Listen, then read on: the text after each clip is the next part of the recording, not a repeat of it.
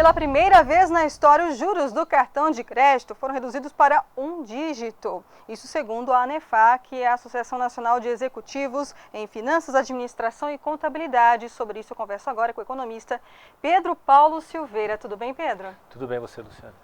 Em setembro registrou 10,41% ao mês os juros do cartão de crédito e agora em outubro 9,37%, mas o acumulado do ano ainda é de 192,94%. Algum motivo para a comemoração? Eu acho que o juro do cartão de crédito ele vem acompanhando, de uma maneira ou de outra, a queda da estrutura de juro como um todo no Brasil. A gente já está num processo de queda de juro há mais de uma década. Essa é uma queda talvez mais lenta do que muitos de nós desejávamos, mas, como você disse, é pela primeira vez em muito tempo o juro do cartão de crédito contabilizado mensalmente, ele está abaixo de um dígito. Então está lá 9 alguma coisa para algumas operadoras de cartão. É de fato uma marca histórica pelo fato de ser mais baixa. Mas é uma coisa que ainda, grosso modo, dá para a gente dizer que está em torno de 120 e poucos por cento ao ano. É uma taxa bastante elevada para uma categoria de crédito para as pessoas usarem. Ok. E comparado a outros créditos, o cheque especial, por exemplo, ainda é uma taxa muito alta. Se a pessoa tiver com a corda no pescoço, pagar a parcela mínima do cartão ainda é bom negócio? Não, não é. Nem no cartão de crédito e nem no cheque especial. São modalidades de crédito, como eu falei, que dão mais de 100% ao ano. Quer dizer, você vai pagar mais de uma vez aquilo que você tomou emprestado.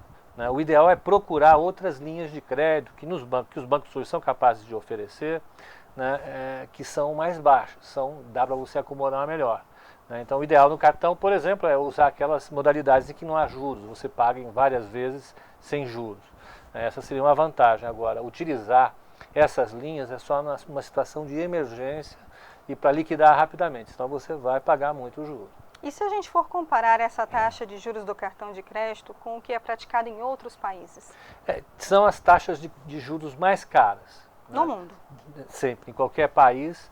No sistema bancário, as taxas mais caras são as taxas de cartão de crédito, normalmente, porque elas não têm garantia nenhuma.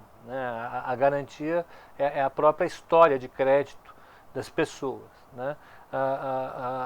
E como os bancos normalmente não conseguem qualificar isso de maneira muito clara, há muita dificuldade para fazer isso, então essas taxas são as maiores.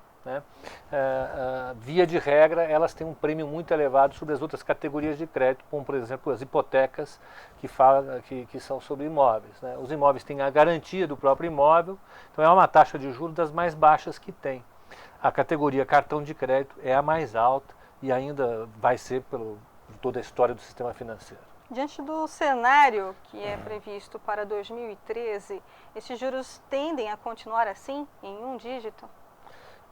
Eu acho que a rigor sim. Vai depender o que os banqueiros têm colocado, junto com as operadoras de crédito, como dificuldade para reduzir ainda mais as taxas do cartão. Foi como a presidente já pediu para reduzir a taxa de juro dos cartões também. Eles alegaram que a dificuldade básica são as operações que as bandeiras oferecem de várias vezes sem juros. Se acabar essa modalidade de várias vezes sem juros, dizem os bancos e as operadoras, é possível que você consiga reduzir um pouco mais as taxas como um todo. Mas uma coisa que é importante também é que não haja aumento da inadimplência. Se houver aumento da inadimplência, você vai ter novamente um ciclo de alta nas taxas dos cartões de crédito, e isso é difícil de se prever. Então, em 2013 você tem duas tendências, uma para baixo, se acabarem com essa moleza, e eu acho muito boa, de várias vezes sem juros. Para cima, se houver aumento da inadimplência.